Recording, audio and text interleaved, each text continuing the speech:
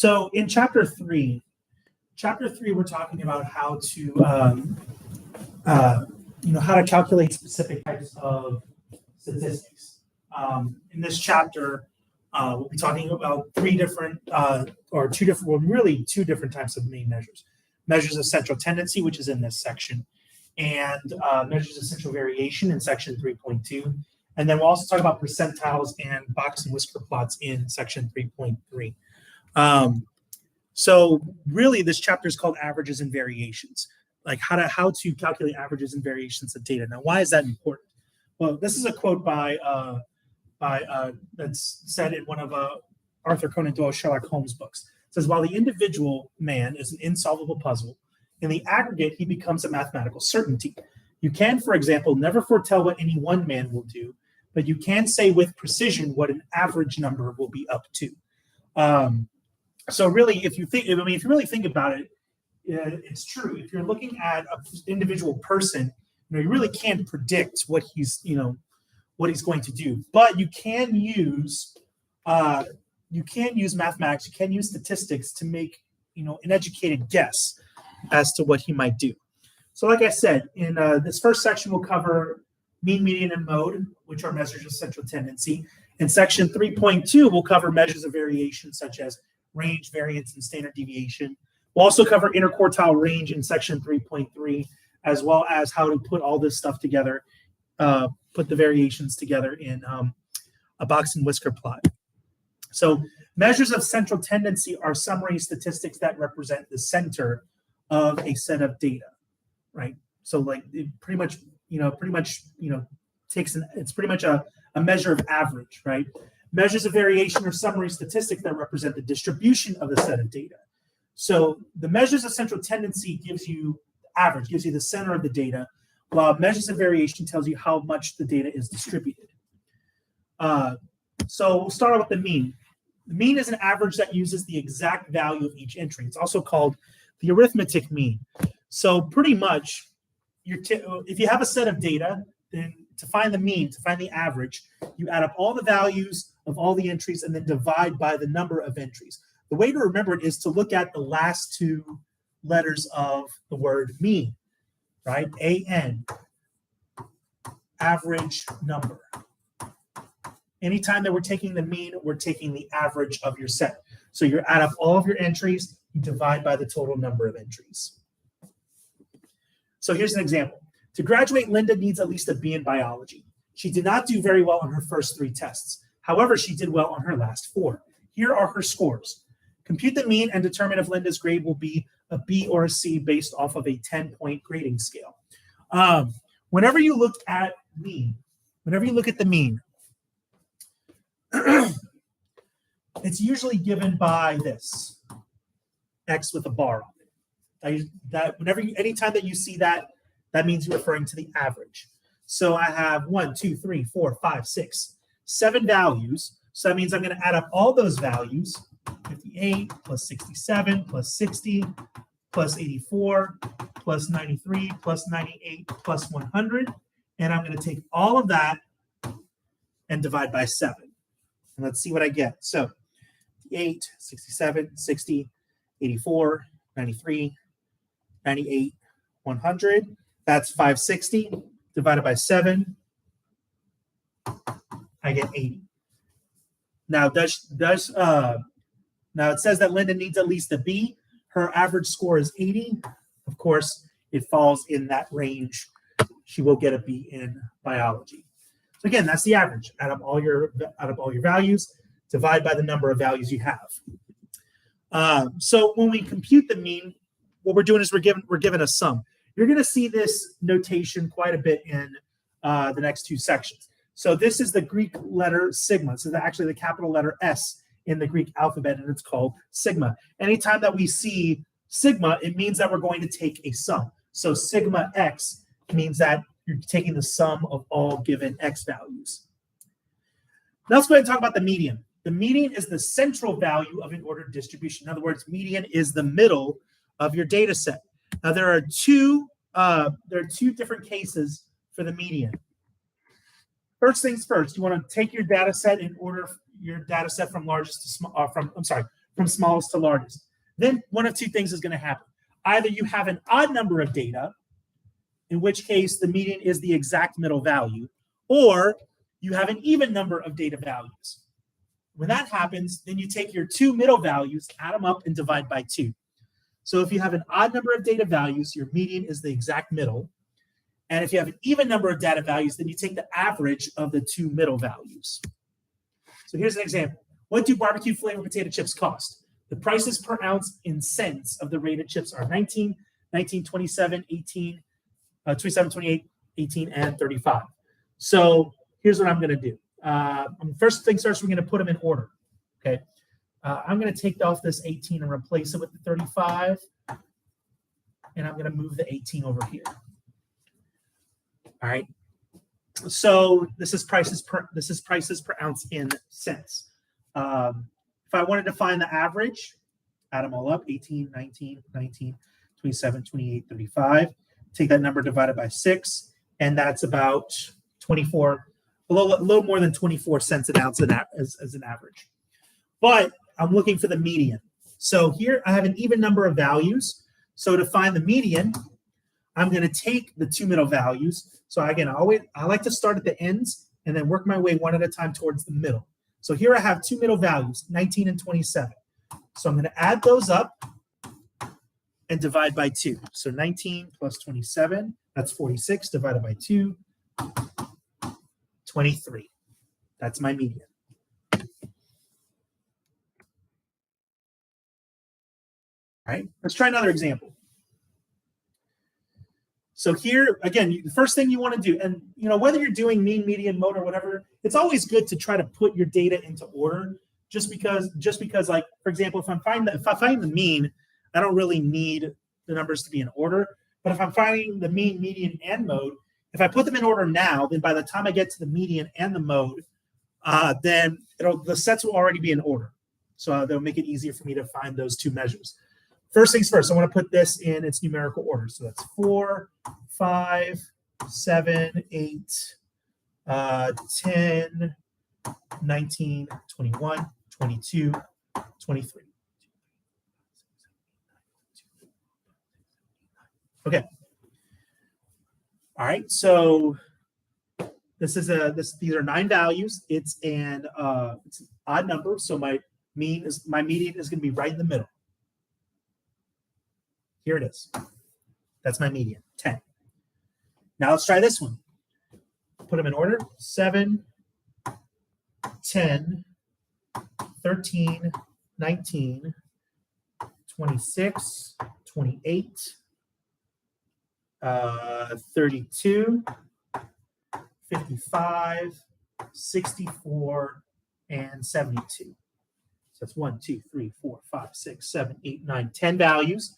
So that means that I'm going to take the two middle ones, add them up, and divide by 2. Start with the ends here, work my way down. And here we go, 26 and 28. So that's 26 plus 28 divided by 2.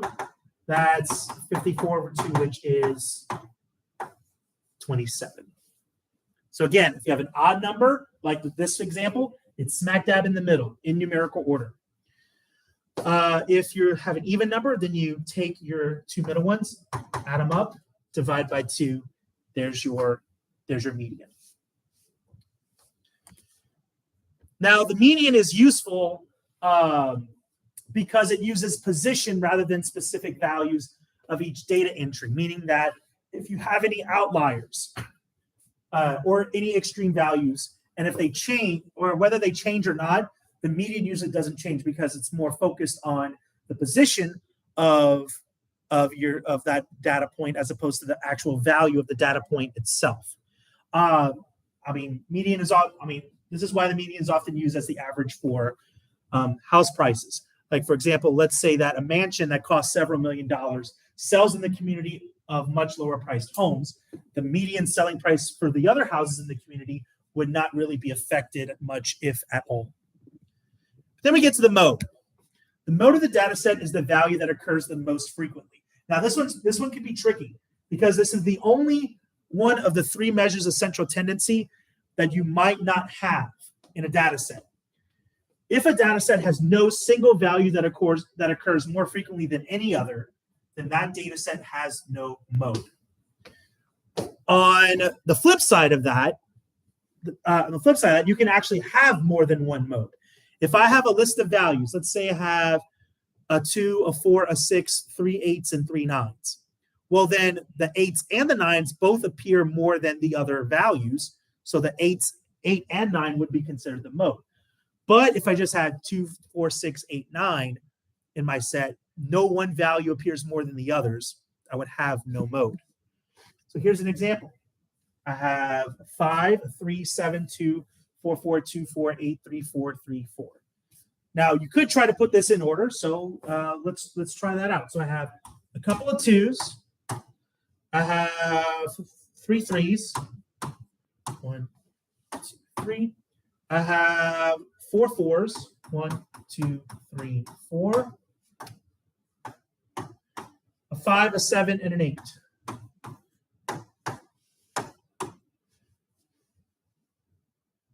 By putting them in order, it also makes it a little bit easier to find what values occur more than any other.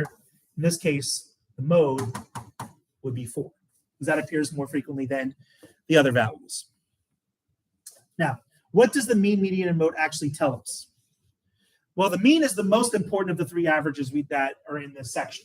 Even though it's the most tedious, it is the most important. So important, in fact, that the mean will play a role in the next section when we talk about variance and standard deviation. But a disadvantage of that, however, is that, unlike the median, the average can be affected by exceptional values, like outliers.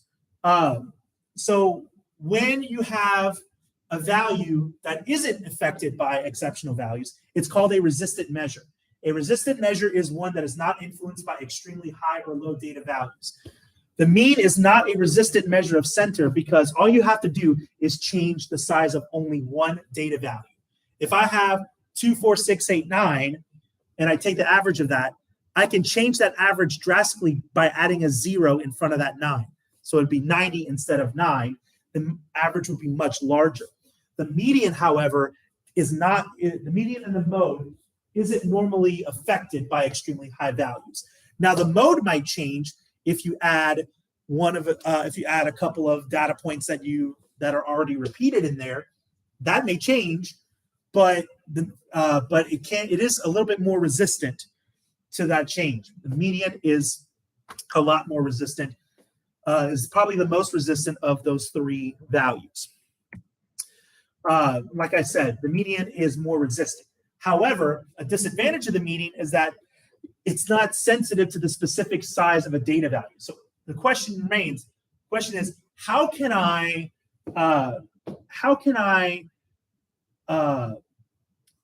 find a measure that both is not sensitive to specific data, to extreme data values, but is also resistant to those changes? A measure of center that is more resistant than the average but still sensitive to specific data values is called a trimmed mean. So a trimmed mean is the average of data values left after trimming a specified percentage of the smallest and largest data values from a set. Usually a 5% trimmed mean is used. That means that we take the lowest 5% of the data and the highest 5% of the data off. Similar process is used for a 10% trimmed mean. But here's how you compute a 5% trimmed mean. First, you want to order your data from smallest to largest. You should always do that whether you're doing mean, median, mode, and all that stuff. But especially for a 5% trimmed mean, you order your data from smallest to largest. Then you want to take off the bottom 5% and the top 5% of the data. Now, now remember, you're calculating the number of values, not the values themselves. You're not taking 5% of the values themselves. You're taking 5% of the number of values. So if I have 9 values and I want a 5% trimmed mean, then I'm taking 5% of 9 off of the bottom and the top. Make sure you do the bottom and the top too. Now, if 5% of that number gives you a fraction, then you round to the nearest whole number. Okay. Now, this isn't like class width where you always round up. You just round to the nearest whole number. And then you calculate the average of the data that's left over. Okay. Actually, let's use an example. I want to use, where is it? I want to use this as an example. All right. So I'm gonna go back and reorder this. 13, 6, 7, 8, 9, 10, 11, 12. Oh, I'm missing one.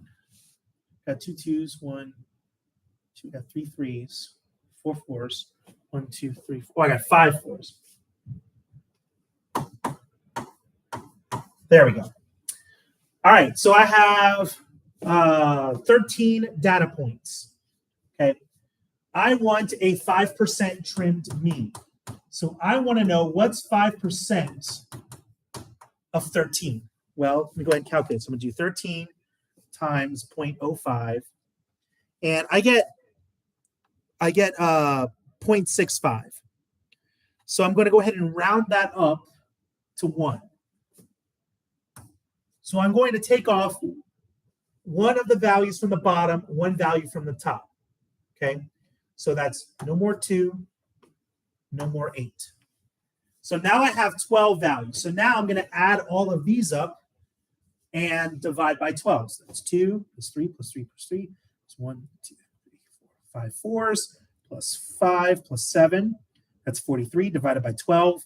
That's, so 5% trim mean is about 3.6 if I'm rounding to 1 decimal place, as opposed to my actual mean, which is, so I'm going to take, let's add 10, so that's 53 divided by 13. No, I'm sorry, wait, hold on, I did something wrong. Actually, I'm taking that data. There were 13, 1, 2, 3, 4, 5, 6, 7, 8, 9, 10, 11, 12, 13. So because there were 13, I'm dividing by 11, not 12. All right, so that's 43 divided by 12. No, 11. Sorry, I almost made that same mistake again. So that's 3.9. That's 3.9. But now if I take those two numbers back in and find the actual average, that's 4.1. Now, why would you want a trimmed mean? Usually, a trimmed mean happens when you want your average to be close to the actual median. Like, look at these distributions. In general, when you have a mound-shaped distribution, the values for the mean, median, and mode are either exactly the same or almost exactly the same. But if you have a skewed left or a skewed right, then your median and your mode kind of are on opposite sides of the mean. So, for example, if your graph is skewed to the left, then the median and the mode are to the right of your average. But if you have a graph that's skewed to the right, then your mode and your median are to the left of your average. Your average is always dead center of a graph of a distribution, but your median and mode may be on either side depending on if it's skewed or if it's mound-shaped and they're almost exactly the same. Then we have weighted average. Now, sometimes we don't want to take the actual average. Sometimes we want to take the actual average, but we want to assign more importance or more weight to some of the numbers. Like for example, if I decide to make tests 50% of a grade and make homeworks 30% of the grade and everything else 20% of the grade, that's an example of a weighted average. So a weighted average is the sum of your values times your weights divided by the sum of the weights themselves. Okay, so again, that's sigma meaning a sum, meaning that we're taking the sum of all of the products of your values times their own weights. And then you're dividing that by the sum of the weights themselves. Okay, and it's taken over all the data values. So here's an example so you can see what it looks like. Suppose your midterm test is 83, your final exam is a 95. So using weights of 40% for the midterm, and 60% for the final exam. Compute the weighted average of your scores. If the minimum average for an A is 90, will you earn an A? Let's find out. So I'm going to take my midterm score, which is an 83, and I'm going to multiply that by its weight, which is 40%, so 0.4. I'm going to add my final exam score, 95, but I'm also going to multiply that by its weight. And I divide all that by the sum of the weights. Now, usually the sum of those weights will end up to be 1. Sometimes that's not always the case, but usually it is. So I got 83 times 0.4, that's 33.2, plus 95 times 0.6, which is 57 over 1. So that comes out to 33.2 plus 57, 90.2. So that actually ends up just being enough to get an A.